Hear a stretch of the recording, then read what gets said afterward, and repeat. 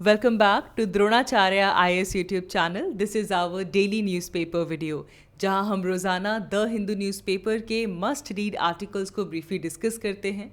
आज है 7th of May, तो चलिए देख लेते हैं कि आज के न्यूज़पेपर में हमारे एग्जाम पर्सपेक्टिव से कौन कौन से इंपॉर्टेंट न्यूज़ आर्टिकल्स आए हैं। आज हम सबसे पहले एक बड़े अपडेट की बात करेंगे which is coming from Israel and Hamas war. Hamas has accepted the ceasefire proposal by Egypt and Qatar. Egypt and Qatar लगातार एक मीडिएटर के तौर पे अपने प्रपोजल्स लेकर आ रहे थे ताकि इस वॉर को एंड किया जा सके, एक सीज फायर लाई जा सके, and Hamas has finally accepted those proposals. लेकिन हम देखेंगे कि क्या इसका मतलब ये है that this war will and, because Israel is very adamant that Israel wants the clean sweep of Hamas, the militant group, and उसके लिए इसराइल बार बार ये स्टेट कर रहा है कि Rafah which is the southernmost city of Gaza, इससे इसकी ground invasion ज़रूरी है, क्रिटिकल है। तो देखने वाली बात होगी कि इस सीज़ फायर के बाद अब इज़राइल का क्या आगे वाला रुख होने वाला है, क्या इज़राइल इस सीज़ फायर को एक्सेप्ट करता है या नहीं। Hamas has however accepted the proposals by Egypt and Qatar. Apart from that, आज हमारे न्यूज़पेपर में कार्बन फार्मिंग को लेकर एक बहुत ही डिटेल्ड आर्टिकल आया है। देखिए, जब भी हम बात करते हैं कि हमें हमारी ग्रीन हाउस गैसेस की इमिशंस को कम करना है, क्लाइमेट चेंज को रोकना है, तो उन सब में एक बड़ा सोल्यूशन के तौर पे निकल के आता है कार्बन फार्मिंग। तो आज हम जानेंगे कि एक तो ये कि कार्बन फार्मिंग होती क्या है, secondly we'll understand what are the various techniques जिसके थ्रू कार्बन फार्मिंग से ग्रीन हाउस गैसेस को रिड्यूस किया जा सकता है, and then we will also try to understand कि इन टेक्निक्स की इम्प्लीमेंटेशन के चैलेंजेस क्या हैं। स्पेशली अगर हम डेवलपिंग कंट्रीज़ की बात करें, हम इंडिया की बात करें, तो यहाँ पे इन टेक्निक्स की इम्प्लीमेंटेशन के चैलेंजेस क्या हैं, एंड सिमिलरली ग्लोबल इनिशिएटिव्स क्या रहे हैं कार्बन फार्मिंग को प्रमोट करने के लिए। तो ये हमारे मेंस पर्सपेक्टिव से ये पूरा का पूरा टॉपिक जो है वो बहुत इंपॉर्टेंट है। एंड देन साइंस पर्सपेक्टिव से आज हमारे पास MRI which is magnetic resonance imaging. MRI के पीछे साइंस क्या है, किस तरह हम जब डायग्नोसिस की बात करते हैं, जो कुछ डायग्नोसिस में MRI करवाई जाती है, what is the science behind MRI। We will also see एक बेसिक अंडरस्टैंडिंग डेवलप करेंगे कि MRI कैसे फंक्शन करती है, and secondly how it is different from CT scan, because एक बहुत कॉमन क्वेश्चन बनता है कि CT स्कैन और MRI के बीच में क्या फ़र्क है। हालांकि आप अपनी साइंस की क्लासेस में बहुत डिटेल में इसे देखते हैं, बट क्योंकि आज द हिंदू न्यूज़पेपर में एक पूरा एक्सप्लेन पेज आया है इसे लेकर, तो हम भी एक ब्रीफ डिस्कशन आज MRI के ऊपर करने वाले हैं। एंड लास्टली हम उत्तराखंड की फॉरेस्ट फायर के बारे में भी डिस्कस करेंगे, बिकॉज ये जो इशू है अब ये सुप्रीम कोर्ट में भी काफ़ी ज़्यादा हाईलाइट हुआ है, because supreme court has accepted to urgently hear the petitions related to the Uttarakhand forest fires. तो क्या है ये केस, किस तरह फॉरेस्ट फायर्स लगती हैं, and why Uttarakhand is so vulnerable to forest fires, ये भी आज की इस वीडियो में हम समझेंगे।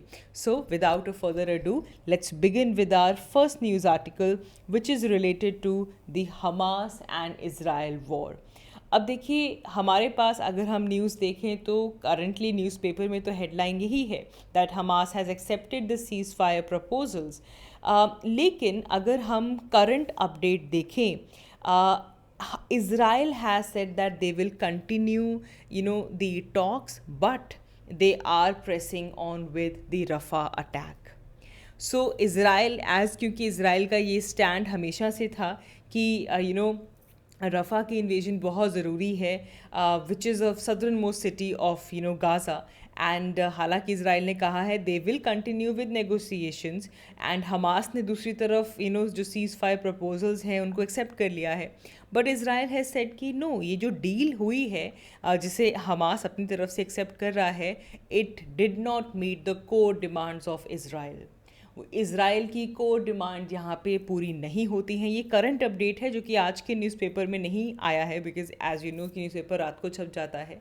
Currently Israel has not accepting this deal, और कहा है कि ओके हम नेगोशिएशंस करेंगे आगे, हमारे जो प्रपोजल्स हैं, हमारी जो डिमांड्स हैं उन्हें मीट किया जाए, but on the other hand Israel is pushing ahead with their assault on Rafah. So ये एक बड़ी चीज़ है, बिकॉज देखिए पिछले 7 महीने हो चुके हैं इस इजराइल हमास वॉर को, and this war has completely devastated the Gaza strip. और अब जो थ्रेट है वो पूरा का पूरा रफ़ा के ऊपर है कि किस तरीके से रफ़ा के ऊपर अगर असॉल्ट होता है तो इसके क्या इम्प्लिकेशंस हो सकते हैं, because even United States which is the very strong ally of Israel is also strongly opposing this कि रफ़ा के ऊपर ग्राउंड इन्वेजन नहीं होनी चाहिए, because this would be disastrous for some around 1.4 million Palestinians जो कि रफ़ा में रिफ्यूज ले रहे हैं। तो ये एक बड़ी चीज़ है। सो हालांकि हमास ने अपनी तरफ से सीज़ फायर की जो डील है उसे एक्सेप्ट कर लिया था, बट जो रीसेंट अपडेट है जो कि आज इस न्यूज़पेपर में नहीं है, कुछ 2 घंटे पहले ही ये अपडेट आया है कि इज़राइल ने ये कहा है कि इस डील में जो प्रपोजल्स, जो बातें इज़राइल को चाहिए वो मीट नहीं हुई हैं। ओपन करेंगे नेगोशिएशंस, बातचीत बढ़ाएंगे, लेकिन ओपनली कह रहे हैं कि रफ़ा का जो असॉल्ट है उसे हम रोकेंगे नहीं, we will continue with that. तो ये एक बड़ा अपडेट यहाँ से आ रहा है। आगे बढ़ते हैं, बात करते हैं कार्बन फार्मिंग की। तो आज क्लियरली हमारे पास कार्बन फार्मिंग का आर्टिकल आया है। आजकल ये भी कहा जा रहा है that carbon is the crop of the future. आपने सुना होगा, बहुत बार ये टर्म यूज़ की जाती है। इवन हमारे GS पेपर 3 जब हम एनवायरनमेंट की बात करते हैं तो वहाँ पे तो this is very important topic that how carbon can be the crop of the future. तो ये जब हम बोलते हैं तो बेसिकली हम किसकी बात कर रहे हैं? We are talking about the carbon farming, because आज के टाइम पे चाहे हमारे ब्रोकन फूड सिस्टम की बात हो, ग्रीन हाउस गैस एमिशन की बात हो, क्लाइमेट चेंज की बात हो, हर जगह पे एक वाइबल सोल्यूशन के तौर पे कार्बन फार्मिंग को रखा जाता है। ठीक है, अब देखिए सबसे पहले समझते हैं कि कार्बन फार्मिंग होती क्या है। What is carbon farming? Carbon farming को हम कार्बन सीक्वेस्ट्रेशन भी कहते हैं ना। जैसे ही मैं टर्म यूज़ करती हूँ कार्बन सीक्वेस्ट्रेशन, आधी बात क्लियर हो जाती है, बिकॉज हमारे GS के सिलेबस में, हमारे इन्वायरमेंट की क्लासेस में हम कार्बन सीक्वेस्ट्रेशन के बारे में पढ़ते हैं। अब उसी सेम चीज़ को, कार्बन सीक्वेस्ट्रेशन का मेथड, अगर हम कार्बन फार्मिंग के तौर पे बोलते हैं तो ये एक तरह का एग्रीकल्चरल मैनेजमेंट है, जिसमें हमारी कोशिश क्या है कि हमारा जो लैंड है ये ज़्यादा से ज़्यादा कार्बन को हम लैंड में स्टोर करें। तो अगर कार्बन को हम लैंड में स्टोर कर देंगे तो रिलीज़ होने वाली कार्बन डाइऑक्साइड, रिलीज़ होने वाला जो कार्बन है वो रिड्यूस हो जाएगा। That is the main idea. इसमें वो ऐसी प्रैक्टिसेस अपनाई जाती हैं जिससे कि हम हमारे एटमॉस्फेयर से कार्बन डाइऑक्साइड को रिमूव करके या तो उनको प्लांट के अंदर, ट्रीज़ के अंदर स्टोर करने के लिए बढ़ाएं, या फिर जो हमारा सॉइल ऑर्गेनिक मैटर है उसके अंदर हम कार्बन डाइऑक्साइड की एब्जॉर्प्शन को बढ़ाएं। That is the main idea of carbon farming. And carbon farming is successful जब जो कार्बन गेन्स हमारे पास आते हैं। इससे क्या होता है कि जब कार्बन डाइऑक्साइड को आपने लैंड में स्टोर कर दिया तो इससे जो लैंड मैनेजमेंट है वो एनहांस होती है, और इन कंजर्वेशन प्रैक्टिसेस की वजह से जो कार्बन लॉसेस जो होते हैं उसे हम मैनेज कर लेते हैं by the gains that we are getting from carbon farming. ठीक है, अब एक चीज़ देखिए आप यहाँ पे कि जब भी हम बात करते हैं ना कि एग्रीकल्चर में हमें क्यों फोकस करना है, बिकॉज एग्रीकल्चर जो कि हमारी अर्थ का more than half surface area cover करता है, 1/3 जो global green house gas emissions आती हैं वो एग्रीकल्चर से ही आती हैं। तो इसीलिए एग्रीकल्चर एमिशंस को टारगेट करना, इससे एक बहुत सब्सटैंशियल अमाउंट जो ग्रीन हाउस गैसेस का एमिशन है उसे रोका जा सकता है। Even in India agriculture emissions में भी जब हम देखते हैं तो हमारा जो लाइफ स्टॉक सेक्टर है वहाँ पे सबसे ज़्यादा एमिशंस आती हैं, और जो नाइट्रोजीनियस फर्टिलाइज़र्स जो हैं वहाँ से भी काफ़ी ज़्यादा एमिशंस हमारे पास आती हैं। तो इसीलिए कार्बन फार्मिंग को एक वाइबल ऑप्शन के तौर पे देखा जाता है। सो बिकॉज कार्बन फार्मिंग एक नया, कह लीजिए कि बोल्ड बिजनेस मॉडल है, एक न्यू एग्रीकल्चर बिजनेस मॉडल है विच इज़ क्लाइमेट फ्रेंडली। इससे हम क्लाइमेट चेंज से फाइट कर सकते हैं, we can create jobs, we can save our farms, and इससे हमारे पास जो कि शायद नॉर्मली कोई लैंड डिग्रेड कर चुका है विच इज़ अनप्रॉफिटेबल, लेकिन हमने क्लाइमेट फार्मिंग जैसी मेथड्स अपनाई जिससे कि हम कार्बन की सीक्वेस्ट्रेशन कर रहे हैं, we are converting the unprofitable land into the profitable business area, and जिससे कि इनकम जनरेशन की अपॉर्चुनिटी मिलती है, साथ ही में फूड सिक्योरिटी भी प्रोड्यूस होती है, अचीव होती है। अब देखिए यहाँ पे जो अप्रोच है वो ये है कि कार्बन को कैप्चर किया जा सके, so we should improve the rate कि जिससे कि एटमॉस्फेयर से हम कार्बन डाइऑक्साइड को रिमूव करके हमारे प्लांट मटेरियल या फिर सॉइल ऑर्गेनिक मैटर के अंदर हम इसे स्टोर कर सकें। That is the main idea over here. और इसी चीज़ को लेकर हमारे पास यहाँ पे बताया गया है कि हम किन किन चीज़ों के ऊपर फोकस कर सकते हैं। We can focus on the agroforestry practices, जैसे कि कहीं पे सिल्वो पेस्चर है, कहीं पे कोई एलआई क्रॉपिंग हो रही है, जिससे कि हम फार्म इनकम को भी डाइवर्सिफाई कर पाएंगे। और क्या होगा कि जो कार्बन है वो ट्रीज़ के अंदर, श्रब्स के अंदर स्टोर हो जाएगा। देन ज़ीरो टिलेज की जाए, क्रॉप रोटेशन की जाए, कवर क्रॉपिंग की जाए, कवर करके करो, क्रॉप के जो रेजिड्यूज़ हैं उनको मैनेज करो, मतलब स्टबल बर्निंग मत करो, स्टबल को सही तरीके से रिटेन करो, उसकी कंपोस्टिंग करो, मिनिमम सॉइल डिस्टर्बेंस हो, ताकि हमारा जो ऑर्गेनिक कंटेंट है वो इन्हांस हो सके एंड कार्बन डाइऑक्साइड की जो एब्जॉर्प्शन है वो बढ़ सके।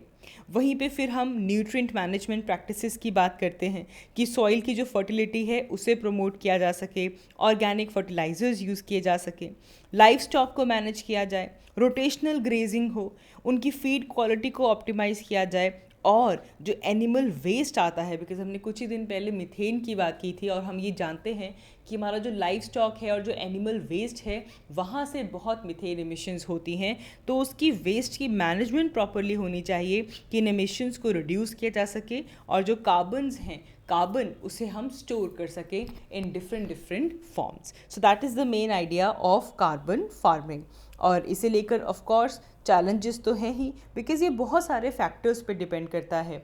ज़्यादातर जो रीजन्स जहाँ पे ग्रोइंग सीजन ज़्यादा होता है, रेनफॉल ज़्यादा होती है, इरिगेशन अच्छी है, वहाँ पे कार्बन फार्मिंग के जो रिजल्ट्स आते हैं वो ज़्यादा अच्छे हैं, बिकॉज सॉइल फर्टाइल है, ज़्यादा प्लांट ग्रोथ होती है, ज़्यादा कार्बन डाइऑक्साइड जो है वो प्लांट्स के अंदर स्टोर हो सकता है as compare to those areas जो कि हॉट और ड्राई हैं, बिकॉज वहाँ पे जब वाटर की अवेलेबिलिटी लिमिटेड होती है तो इससे जो प्लांट की ग्रोथ होती है वो लिमिटेड हो जाती है, जिससे कि फोटोसिंथेसिस, इन सब का जो पोटेंशियल है वो कम हो जाता है, और अल्टीमेटली कार्बन सीक्वेस्ट्रेशन का पोटेंशियल जो है वो डिक्रीज हो जाता है। साथ ही में अब देखिए, अगर आपको शिफ्ट करना है टुवर्ड्स दी कार्बन सीक्वेस्ट्रेशन और कार्बन फार्मिंग, तो इसके लिए फार्मर्स को फाइनेंशियल असिस्टेंस भी चाहिए, ताकि इस तरह की टेक्निक को इम्प्लीमेंट करने की जो कॉस्ट है वो उसको ओवरकम कर सकें। तो येस, ये भी एक चैलेंज है कि प्रॉपर फाइनेंशियल असिस्टेंस मिलनी चाहिए। हाँ, हमारे पास worldwide different carbon farming schemes चल रही हैं, स्पेशली कार्बन ट्रेडिंग की जा रही है एग्रीकल्चर सेक्टर में। यूएस, ऑस्ट्रेलिया, न्यूजीलैंड, कनाडा, यहाँ पे वॉलेंट्री कार्बन मार्केट्स जो हैं वो इमर्ज हो रही हैं, जहाँ पे कार्बन ट्रेडिंग हो रही है। देन इंसेंटिवाइज किया जा रहा है कार्बन मिटिगेशन एक्टिविटीज़ को। कहीं पे भी अगर नो टिलेज फार्मिंग की जा रही है, मतलब बिना सॉइल को डिस्टर्ब किए फार्मिंग की जा रही है, उनको इंसेंटिवाइज किया जाता है। रीफॉरेस्टेशन के स्टेप्स को इंसेंटिवाइज किया जाता है। तो इंसेंटिवाइजेशन भी ज़रूरी है, जिससे कि एक बूस्ट मिले हमारी सोसाइटी को और हम शिफ्ट कर सकें। Then there is this Kenya agriculture carbon project, जो कि वर्ल्ड बैंक की सपोर्ट से हो रहा है। यहाँ पे भी कार्बन फार्मिंग के पोटेंशियल को बढ़ाया जा रहा है, जिससे कि क्लाइमेट चेंज को हम मिटिगेट कर सकें और अपनी जो अडेप्टेशन है वो बढ़ा सकें। अगर लैंड में, हमारी क्रॉप्स में, हमारे ट्रीज में कार्बन डाइऑक्साइड स्टोर होगा, ग्रीन हाउस गैसेस की एमिशन कम होगी, क्लाइमेट चेंज कम होगा, जो एक्सट्रीमिटीज़ फेस की जा रही हैं जिससे कि हमारा एग्रीकल्चर सेक्टर को बहुत नुकसान पहुंचता है, वो कम होगी, और अल्टीमेटली हमें हमारी फूड सिक्योरिटी भी मिलेगी। सिमिलरली हमारा 4/1000 इनिशिएटिव लॉन्च हुआ था COP21 के दौरान 2015 में, जिसमें हाईलाइट किया गया था कि किस तरीके से ग्रीन हाउस गैसेस की एमिशंस में को मिटिगेट करने के लिए सिंक्स का बहुत इंपॉर्टेंट रोल है, कार्बन सिंक। अब देखो ओशन और atmosphere they are filled with carbon और उनका सैचुरेशन पॉइंट भी आ चुका है। तो अब अगर हमें ग्रीन हाउस गैसेज को मैनेज करना है तो ऐसे में हमारा जो लैंड है, कार्बन सीक्वेस्ट्रेशन की जो टेक्निक्स हैं वो हमें बूस्ट करनी होंगी ताकि हम उन सिंक्स को बढ़ाकर कार्बन डाइऑक्साइड को स्टोर कर सकें। सो that is the main idea of carbon farming. आगे बढ़ते हैं और बात करते हैं MRI की। आज MRI के ऊपर डिटेल्ड आर्टिकल आया है एंड वी विल अंडरस्टैंड कि किस तरीके से MRI which is magnetic resonance imaging, इसे यूज़ करके सॉफ्ट टिश्यूज़ की इमेजिंग की जाती है जो कि डायग्नोसिस में एक बहुत ही ज़्यादा इम्पॉर्टेंट रोल प्ले करती है। तो सबसे पहले अगर हम MRI की बात करें, मैग्नेटिक रेजोनेंस इमेजिंग, तो इस टेक्निक में क्या है कि हमारी बॉडी के अंदर जो सॉफ्ट टिश्यूज़ हैं, अब सॉफ्ट टिश्यूज़ किनको कहा जाता है? ऐसे टिश्यूज़ जो कि जिनकी कैल्सिफिकेशन नहीं होती और वो हार्ड नहीं होते, उनको हम कहते हैं सॉफ्ट टिश्यूज़। तो इनकी इमेजिंग के लिए MRI को यूज़ किया जाता है। ब्रेन की इमेजिंग हो गई, स्पाइनल कॉर्ड, कोई जॉइंट है, कोई मसल है, कोई कार्डियोवैस्कुलर सिस्टम है, लिवर हो गया, आर्टरीज हो गया, सो एनी सॉफ्ट टिश्यूज़, इन सब की इमेजिंग के लिए MRI को यूज़ किया जाता है। एंड आजकल तो हमारे पास फंक्शनल MRI भी आ चुका है। फंक्शनल MRI में क्या होता है कि देखा जाता है कि ब्लड फ्लो के अंदर क्या चेंजेस आ रहे हैं, जिससे कि ये अंडरस्टैंड किया जाता है कि हमारे ब्रेन के अंदर जो न्यूरॉन्स की एक्टिविटी है वो किस तरीके से चेंज हो रही है, उसे फंक्शनल MRI कहते हैं।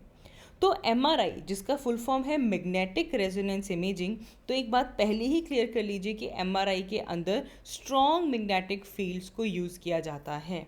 और इसीलिए आपने देखा होगा कि अगर कभी भी किसी की MRI होती है तो कहा जाता है कि कोई मेटालिक ऑब्जेक्ट तो नहीं है आपकी बॉडी में, कोई ऐसी फिलिंग तो नहीं हुई है, मेटालिक फिलिंग तो नहीं हुई है, कोई कोई परमानेंट मेटालिक स्टड तो नहीं है जो रिमूव नहीं हो सकता, क्या किसी के यहाँ पेस मेकर तो नहीं डला हुआ।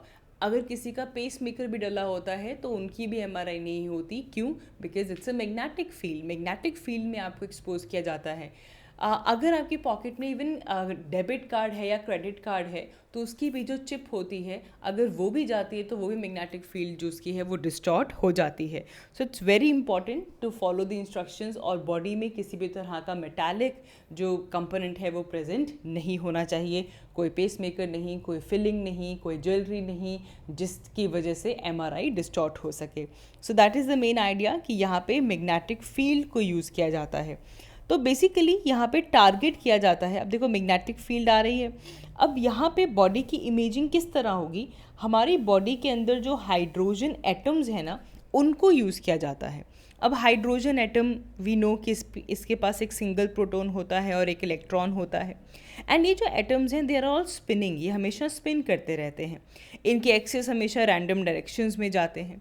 हमारी बॉडी में हाइड्रोजन एटम फैट में प्रेजेंट होता है, वाटर में प्रेजेंट होता है, तो इसीलिए through out the body hydrogen atom हमारी बॉडी में होता है। अब MRI के अंदर सबसे पहले तो वो जो मशीन दो दैट बड़ी सी मशीन जो कि जायंट डोनट की जैसी होती है, सेंटर में एक होल होता है, उस होल को बोर कहा जाता है। उस बोर के अंदर पर्सन को लिटाया जाता है and that person is taken inside the machine और जिसके बाद जो स्कैनिंग है वो होती है।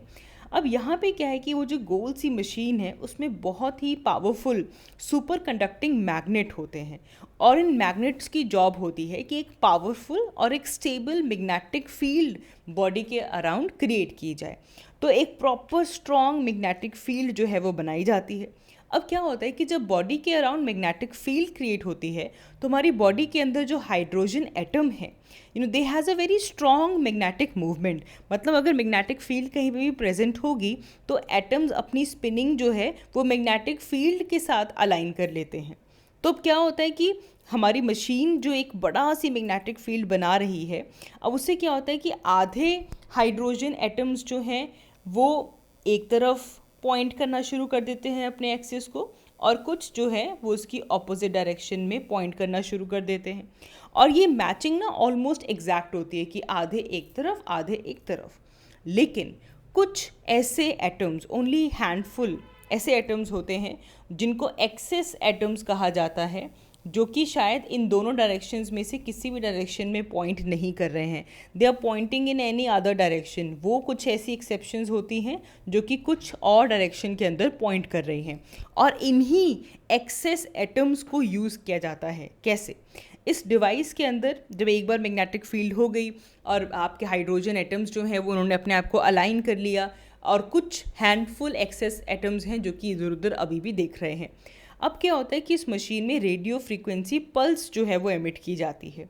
अब जैसे ही ये पल्स आती है तो ये जो एक्सेस एटम्स होते हैं ये उस रेडिएशन को एब्जॉर्ब कर लेते हैं, और जैसे ही एटम्स रेडिएशन को एब्जॉर्ब करते हैं दे गेट एक्साइटेड, और जैसे ही वो एक्साइटेड हो जाते हैं पल्स को बंद कर दिया जाता है, तो जो एटम्स हैं जिन्होंने एनर्जी को एब्जॉर्ब किया था अब वो उस एनर्जी को रिलीज़ कर देते हैं, और रिलीज़ करके दोबारा अपनी ओरिजिनल पोजीशन पर चले जाते हैं। और यही जो एनर्जी रिलीज़ होती है इसको डिटेक्टर जो है वो डिटेक्ट करता है कि कहाँ से कितनी एनर्जी जो है वो रिलीज़ हुई है, और उसके बेसिस पे जो कंप्यूटर है वो एक 3 डायमेंशनल इमेज बनाता है। तो 4 स्टेप हो गए। सबसे पहले वो होल जिसको बोर कहा जाता है उसमें बॉडी जा रही है, उसके आसपास एक स्ट्रॉन्ग मैग्नेटिक फील्ड डेवलप हो रही है। स्ट्रॉन्ग मैग्नेटिक फील्ड की वजह से क्या हुआ, बॉडी के जो हाइड्रोजन एटम्स हैं वो आधे आधे जाते हैं, आधे एक तरफ आधे एक तरफ, अपने आप को अलाइन कर लेते हैं मैग्नेटिक फील्ड के साथ। बट कुछ ऐसे एटम्स होते हैं जो कि अभी भी अपने आप को अलाइन नहीं कर पाते, इधर उधर वाली डायरेक्शंस में फेस कर रहे होते हैं, और फिर रिलीज़ की जाती है रेडियो फ्रीक्वेंसी, एंड जिसको वो एब्जॉर्ब करता है। उस रेडिएशन को एक्सेस एलिमेंट्स एब्जॉर्ब करेंगे हाइड्रोजन के, और जैसे ही एब्जॉर्ब करते हैं एक्साइट हो जाते हैं, और जैसे ही वो रेडिएशन बंद करते हैं अपनी तरफ से तो अब ये जो एटम्स हैं ये रेडिएशंस को रिलीज़ करेंगे, और जैसे ही ये रिलीज़ करते हैं तो वहाँ पे लगे होते हैं डिटेक्टर्स जो कि कंप्यूटर्स डिटेक्ट करते हैं कहाँ से कितनी एनर्जी रिलीज़ हुई है, और उसके बेसिस पे एक जो इमेज है वो यहाँ पे क्रिएट होती है। So that's what it is. इस तरीके से एमआरआई फंक्शन करती है। अब देखिए अगर मैं बेसिक डिफरेंस की बात करूं तो यही हो गया कि एमआरआई के अंदर मैग्नेटिक फील्ड को यूज़ किया जाता है, वेराज जब आप सीटी स्कैन सुनते हैं तो सीटी स्कैन के अंदर एक्सरेज को यूज़ किया जाता है जिसकी मदद से इंटरनल इमेजिंग की जाती है। सो एमआरआई के अंदर मैग्नेटिक फील्ड है, सीटी स्कैन के अंदर एक्स रेज को यूज़ किया जाता है। So that is one of the major differences जो कि हमारे एमआरआई और सीटी स्कैन में है। सो ऑफ कोर्स प्रोज हैं कि हमारे पास काफ़ी डिटेल सॉफ्ट टिश्यूज़ की इमेजिंग यहाँ पे होती है, एंड मैग्नेटिक फील्ड की हेल्प से, एटम्स की हेल्प से काफ़ी डिटेल में हमारे पास अलग अलग शेड्स ऑफ ग्रेज आते हैं स्कैन में जो कि एनर्जी की इमिशन को शो करते हैं। बट इसके ऑफ कोर्स कॉन्स भी हैं। पहली बात तो ये कि मशीन काफ़ी एक्सपेंसिव है जिसकी वजह से जो कॉस्ट है स्कैन्स की वो काफ़ी बढ़ जाती है। देन क्योंकि मशीन के अंदर जाना होता है तो डिस्कम्फर्ट भी होता है, specially if any patient is claustrophobic तो एक डिस्कम्फर्ट भी रहता है, एंड उसको लेकर आजकल तो ओपन बोर एमआरआई मशीन्स को डिज़ाइन किया जा रहा है। देन ऑल्सो ये जो मशीन है ना इसकी मेंटेनेंस बहुत एक्सपेंसिव है। It's a very energy intensive setup. काफ़ी ज़्यादा सुपर कंडक्टिंग मटेरियल यहाँ पे प्रेजेंट हैं जिन कॉइल्स के थ्रू हैवी करंट पास करता है, तो इसीलिए इसकी मेंटेनेंस एक्सपेंसिव है, एनर्जी इंटेंसिव मशीन है। एंड सेकेंडली इसके ऑपरेशन में ना बहुत ज़्यादा साउंड जो है वो बहुत नॉइज़ प्रोड्यूस होता है, और वो लाउड नॉइज़ भी कई बार डिस्कम्फर्ट जो है वो काफ़ी बढ़ा देता है पेशेंट का। तो इस तरीके से एमआरआई फंक्शन करती है। लास्टली हम बात करते हैं उत्तराखंड फॉरेस्ट फायर की। तो हाल ही में एक मैसिव फॉरेस्ट फायर नैनीताल के पास जो फॉरेस्ट है वहाँ पे ब्रेकआउट होती है, and the forest fire was burning over 60 hours, and जिसके बाद इंडियन एयरफोर्स पर्सोनल्स की डिप्लॉयमेंट की जाती है और MI-17 चॉपर्स की हेल्प से उस फायर को कंट्रोल में लाने की कोशिश की जाती है। एंड ये कहा जा रहा है कि इन फॉरेस्ट फायर की वजह से over 142 hectare of forest land was gated with this forest fire. तो सबसे पहली बात तो ये कि अभी न्यूज़ में क्यों है, बिकॉज सुप्रीम कोर्ट अब has accepted the hearing of the petition which is related to the forest fire, because ये कहा जा रहा है कि इसमें मैन इंड्यूस्ड फॉरेस्ट फायर का भी काफ़ी बड़ा हमारे पास कंपोनेंट है, तो इसके ऊपर देखा जाना चाहिए। लेकिन वैसे भी जब हम देखते हैं ना कि हमारे पास इंडिया के अराउंड 54% फॉरेस्ट कवर ऐसा है जो कि फॉरेस्ट फायर का शिकार हो जाता है, एंड जिसमें नॉर्थ वेस्टर्न हिमालयाज़ काफ़ी बड़ा एक सेगमेंट बनता है, और उत्तराखंड यहीं पे सिचुएटेड है। तो यहाँ पे जो पाइन ट्रीज़ हैं, जो थिक फ्लेमेबल लिटर यहाँ पे प्रेजेंट होता है, तो समर्स में क्या होता है कि जो पाइन निडल्स हैं they gather on the forest floor and they are very susceptible to fire. तो जिसकी वजह से क्या होता है कि जो लो ऑल्टीट्यूड हिमालयन रीजन्स हैं वहाँ पे काफ़ी ज़्यादा फॉरेस्ट फायर के इंसिडेंट्स हो जाते हैं, specially those area which is in the proximity of the villages, because anthropogenic activities की वजह से कहीं पे कोई फॉरेस्ट कवर को क्लियर कर रहा है, कहीं पे कोई ग्रेजिंग हो रही है, जिसकी वजह से फॉरेस्ट फायर बढ़ जाती है। So local community patterns are also responsible, plus geographical reasons are also there, जिसकी वजह से यहाँ पे फॉरेस्ट फायर होती है। लेकिन इसी चीज़ों को और डिटेल में देखने के लिए कि जो मैन इंड्यूस्ड केसेस हैं उनको नलीफाई किया जा सके, उनको रिड्यूस किया जा सके, इसके ऊपर एक बड़ा स्टेप लेने के लिए अब सुप्रीम कोर्ट में ये पिटिशन डाली गई है। So that is all for this video. आज की इस वीडियो के लिए इतना ही। Thank you so much for watching. I will see you all in my next one. Thank you so much.